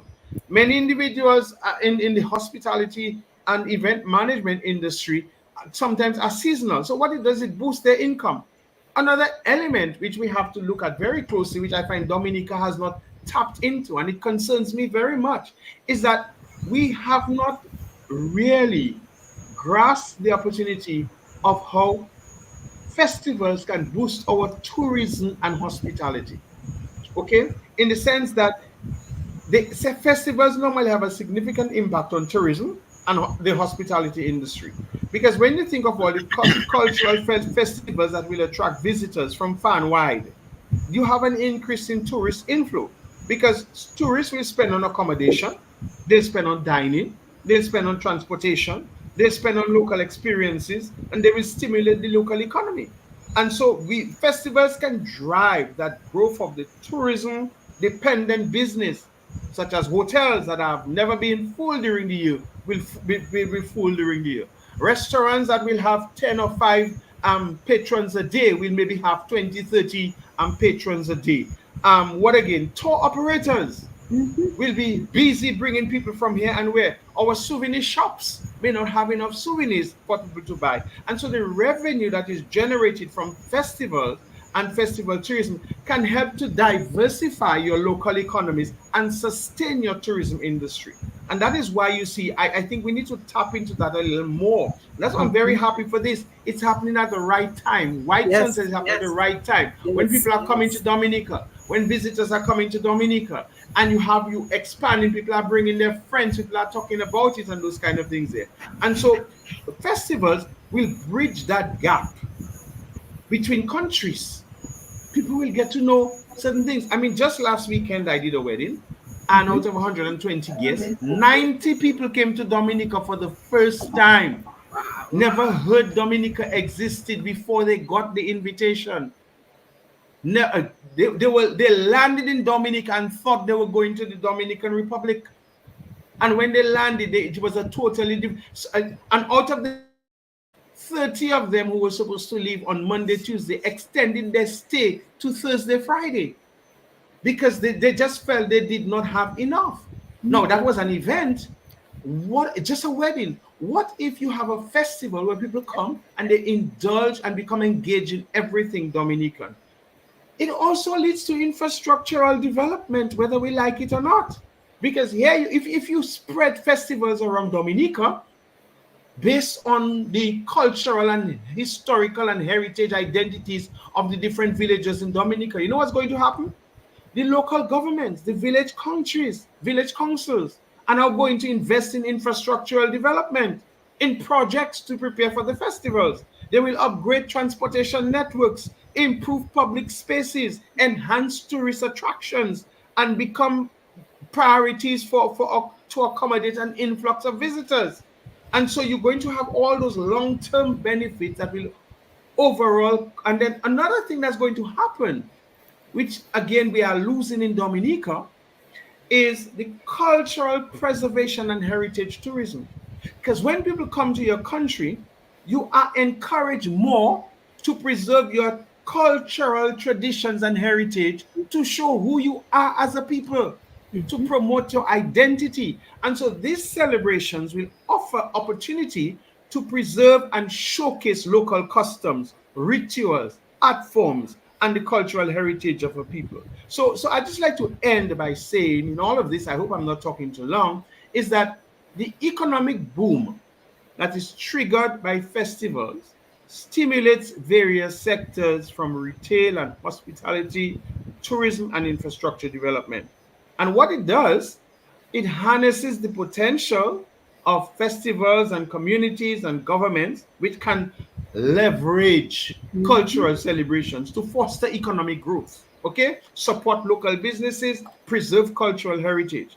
Festivals, let us keep in mind when we talk about raw and sea one, that is my main concern. That is why I am disappointed that too much of our partying in Dominica is fet, you know, they are supposed to be joyful occasions with a powerful engine of economic prosperity and can serve as a catalyst for sustainable development. I'm very happy we're having this topic tonight. And again, that is what this committee is doing. When we have this festival at White Sunset, the sustainable development aspect that comes with it, money goes to the infirmary, money goes to Operation Youthquake, money goes to the Dominica State College, money goes to underprivileged children. The money is distributed. That is why I started off by saying there are many people in Dominica who do events. We don't know where the money goes. Maybe some of them buy expensive cars, jewelry, a little go to St. Martin, Barbados. When you really look at it, that's what they do.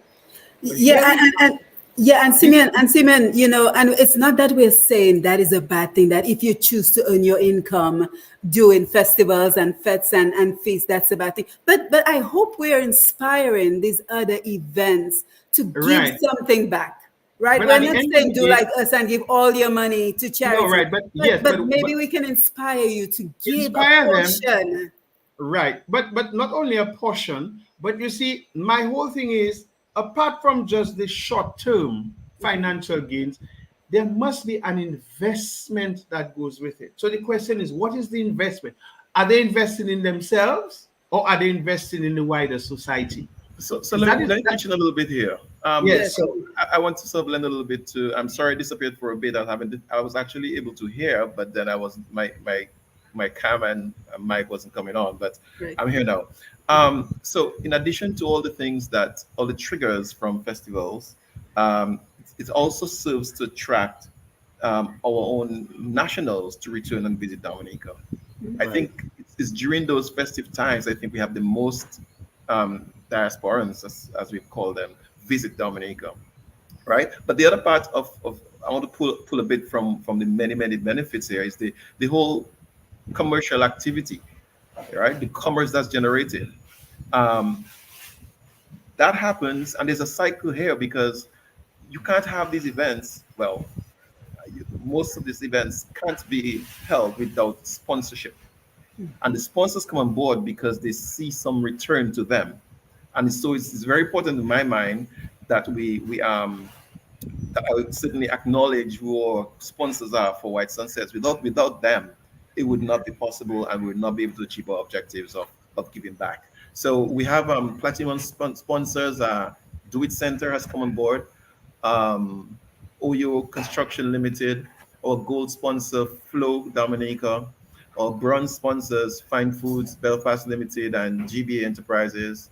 We have copper sponsors Fresh Market, Tropic Trading, Ascom, Big Edge Medicus Diagnostics, HSG Way Church, Quartz Unicom rather, Lindomat, King Ocean, and we have marketing partners, basically all of the media houses, DBS, DBlush, Emo News, DNO, and Push Past 10, where we are now. And we have a number of partners who have come on because we do have a number of raffles that we have running. If you purchase your ticket online, there's an opportunity for you to purchase ticket travel, or travel tickets rather, or credits to travel up to $1,000. And we have a number of individual prices for separate on-site draws. So we have VF Inc., Jungle Bay Resorts and Spa, Rosalie Bay Resort, Intercontinental, Keeping It Real, Charlie's Courtyard, and Fort Young. These are all partners who have come on and offer raffle prices. So besides coming in as well, you have the opportunity to purchase raffle tickets for these wonderful prizes. So yes, I think Simon did an excellent job. I mean, to present all of the benefits and we do misses we're having from the having more of a festival type economy.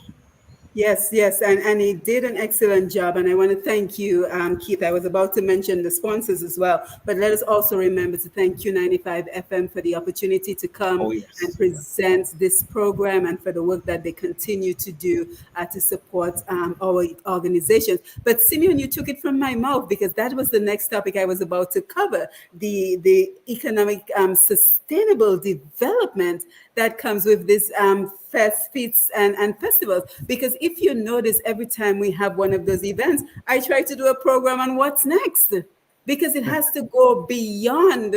My question during the next program is always, okay, well, we had Breakfast Fest and we had Asa Banton, and he was able to have expressed the zeal, book additional ferries to Dominica because so many people are coming to Dominica. But what's next? How do we keep that momentum so that more people can generate financial benefits? So you hit many of the topics that I was going to cover, including the cultural industry, which Glenda talked about, a catalyst for economic growth, which you mentioned, a holistic experience. I keep mentioning it, and I hope to see that vision come to light one day, to have that Nature Island brand, right? And have everything that we do in Dominica connected to that Nature Island brand so that we can continue to promote us as a wellness space. Because when we think about these events, we also have to consider the wellness industry of Dominica being a lush green place to visit and have people want to stay even longer than they intended to. So just using that Nature Island brand. But guys, the time has come and gone. And I yes, told you, yes, Glenda, you were concerned. 2 hours is a long time. Didn't I tell you? The time was going to go very quickly. So I just want to give each one of you an opportunity to share your final thoughts, your wow. parting words at this point. And again, I want to thank you for taking time out of your busy schedules to be here with us this day today. So Glenda, let's start with you. Your parting words as we get ready to wind down the program. Simone, thank you for having us. I just want to invite your audience to those of you who are not able to make it to Dominica. Our raffle is on Eventbrite. Let me just read that link for you. It's Yes. White Sunset 2024 raffle.eventbrite.com. And you can potentially win $1,000 for the next trip to Dominica. So if you're not able to come to Dominica for the festival, for that Creole time, and to attend White Sunset in person, we welcome you to click on invite only $20, gives you the opportunity to potentially win $1,000 towards a flight anywhere in the world. But of course, would like to see you next year at use it towards your next year trip to Dominica at White Sunset. Yes, yes. Thank you, Glenda. Keith, I Yes, think you're yes, muted. let me unmute first. So before my final words, I may have missed that part of the discussion about the challenges that I see or we face really. For me, the question is, how do we get the next generation behind us to take that battle and run with it? Yeah. It's a struggle. I mean, there are thousands of students, the alums who have passed through the doors of Dominica State College, and it's been a challenge trying to get people on board to join the organization, support, and for me, most importantly, is to continue what we've only just started. So I see that as one of the bigger challenges. Maybe we have to come up with specific strategies. I mean, it could very well be that when someone graduates from college, in this case DSA, the last thing you want to join is something like DSA. Their life is just beginning, and maybe after some maturity, they will maybe have a different trend of thought and figure maybe it's time to give back. But there are still thousands who left shortly after us.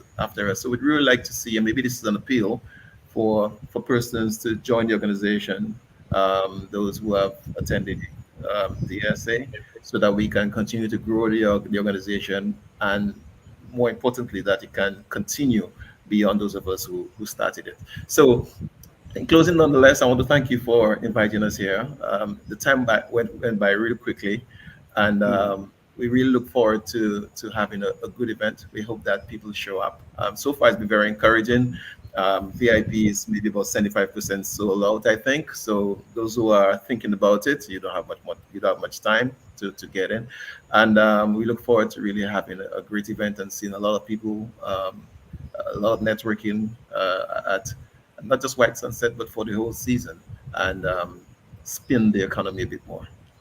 Thanks. Yeah, thank you, Keith. And as a matter of fact, we've adopted two taglines that the White Sunset event is the FET with a purpose, and it's also the number one LinkedIn event in Dominica because it's an opportunity not only to enjoy yourself, but to network with other professions in your field, whether you're in Dominica, you're overseas, to have that opportunity to network with folks in your field to grow your career. So we serve so many purposes with White Sunset. But again, don't forget, we gave out a lot of information today. If you were not able to catch all the information, you can always go to YouTube. If you're listening on the radio and you're like, well, I'm not on Facebook, but YouTube is open to anyone. You don't have to be a member.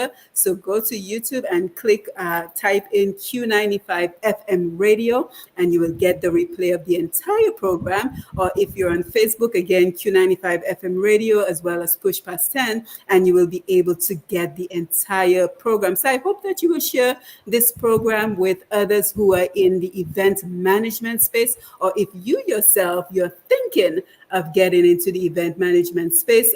Simeon did a wonderful job of outlining the phases that you need to take into consideration if you want to be successful in that space. So Simeon, over to you, your parting words. Well, I just really like to endorse what Keith said, and Glenda, and the fact that to be sensitive to the fact that we hope that this legacy can continue, and that there are those who will come after and continue that legacy. And to finally tell everybody, I think White Sunset is going to be a superlative grand event. I think it's the event to be. If you don't want to go to any other event in Dominica, find yourself at White Sunset because it's going to cater to all people, all tastes, all interests. In closing, though, allow me, Simon, to allow us to draw our concern and our ears to what's happening in Florida tonight. The people of Yes, Tampa, yes, in yes, particular, yes. and Orlando, who are in the track of the hurricane. I'm sitting here and I'm thinking of many Dominicans whom we know, um, and not only Dominicans but everybody. So I'd just like to end with that, and hoping that they would be safe for tonight and be spared of much ravage and death and destruction. Yes, thank you. Thank you, everyone, for being here. Glenda Philbert McIntyre, Mr. Simeon Joseph, Mr. Keith Benjamin Lambie, thank you for being on the console showing. Mr. G, the Q95 family, our listeners on Q95 FM radio, as well as those who joined on Facebook and YouTube. Thank you for being here as we looked at what is the economic impact of our feasts, fetes, and festivals, and the changing landscape of financial opportunities in Dominica. I am Simone Matthew. It is always wonderful to be in your company as we continue to harness the power of technology, international radio, social media, and podcasts to leverage the expertise of our guests and to all continue working for the benefit of Dominica. So again, thank you for being here for another episode of Roots Connections. The next program is going to be on October 23rd. Yes, I'm going to be very sad because that is the date of the White Sunset. And I will be thinking of the great time I had at the event last year. So we look forward to being in your company at that time. And again, if you missed any of the information, or you too, you're doing some wonderful work to benefit Dominica, you can reach out to me at pushpast10 at gmail.com, pushpast10 at gmail.com. And let me just say, I am so thankful for everyone who continues to reach out. As a matter of fact, a young man, his name is David Sejour. He is a young man from Africa. He lives all the way in Cote d'Ivoire, West Africa. And he reached out to me because he's interested in investing in Dominica in the construction industry. So we had a wonderful conversation. I was able to connect him with Dr. Davidson Lloyd, who is a soil expert in Dominica. So hopefully we will see some fruits come to bear. So it's about networking. It's about investing in our country. So it is always wonderful to hear from folks who reach out to me to say, how can I invest in Dominica? How can I give back to the Caribbean region? So guys, again, thank you for being here. It was wonderful. This conversation was above my expectations. So I want to thank you for the expertise that you brought to bear on the program. So with that, we say good evening. Have a wonderful, restful night. And let us continue to pray for those in the path of Hurricane Milton. So you can unmute your mic and say bye to the audience. Thank you. Hi. Thank Bye. you. Night. Take care. Thank you for having Lambi. us. All Bye-bye. right, take care. Anytime. See you guys on Saturday for the meeting. Absolutely. Take care. Bye.